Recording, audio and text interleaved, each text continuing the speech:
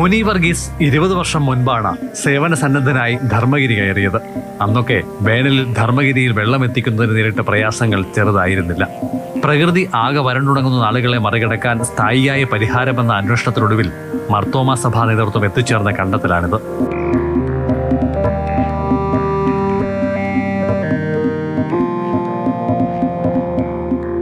ഫെബ്രുവരി മുതൽ കിണറെല്ലാം പറ്റി കുടിവെള്ളത്തിനൊക്കെ വലിയ ഞങ്ങളെല്ലാം അനുഭവിച്ച താഴെ കനാലുണ്ട്, അവിടേക്കാണ് കുളിക്കാൻ പോകുന്നതും അലക്കാൻ പോകുന്നതും ഒക്കെ.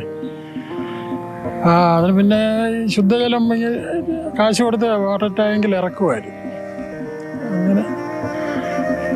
അങ്ങനെയായിരുന്നു വെള്ളത്തിന് പരിഹാരം നമ്മളിവിടെ കണ്ടുകൊണ്ടിരുന്നേ.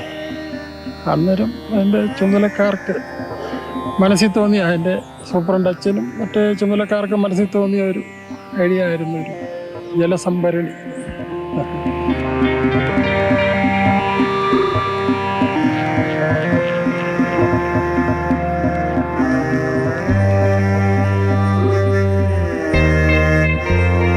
ഒന്നേകാൽ ലക്ഷം ലിറ്റർ മഴവെള്ളം സംഭരിക്കാം. ധർമ്മഗിരിയിലെ പ്രാർത്ഥനാ കേന്ദ്രത്തിന് മേൽ പതിക്കുന്ന ഒരു തുള്ളി പോലും പാഴാകുന്നില്ല.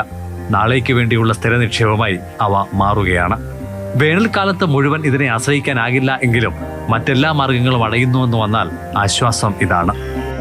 മണല്, കരി, മറ്റേ ഒരു ലെയർ ഉണ്ടാക്കിയിട്ട് ആ ലെയറിനകത്തൂടെയാണ് ഈ വെള്ളം കുടിക്കുവാൻ പാകത്തിലാണ് നമ്മൾ ഈ ടാങ്കിലേക്ക് ശേഖരിക്കുന്നത്. അവിടെ നമുക്ക് ആവശ്യം വരുമ്പോൾ മോട്ടോർ വെച്ച് നമ്മുടെ ടാങ്കിലേക്ക് ശേഖരിച്ച്, പ്രത്യേകിച്ചും കുടിവെള്ളം ഇതിൽ ഉപയോഗിക്കുമ്പോൾ തിളപ്പിച്ച് ആറിച്ചാണ് നമ്മളത് ഉപയോഗിക്കുന്നത്. മറ്റ് ആവശ്യങ്ങൾക്ക് ആ വെള്ളം നമ്മൾ ഉപയോഗിക്കാറുണ്ട്. പ്രായമേറിയവരടക്കം 110 അന്തേവാസികളും 25 ജീവനക്കാരും അടങ്ങുന്നതാണ് മോക്ഷഗിരി കുടുംബം. എന്ത് പ്രതിസന്ധി വന്നാലും കുടിവെള്ളം മുടങ്ങില്ല എന്ന ഇവരുടെ ഉറപ്പിന് ഇക്കാണുന്ന കോൺക്രീറ്റിനോളമാണ് ബലം.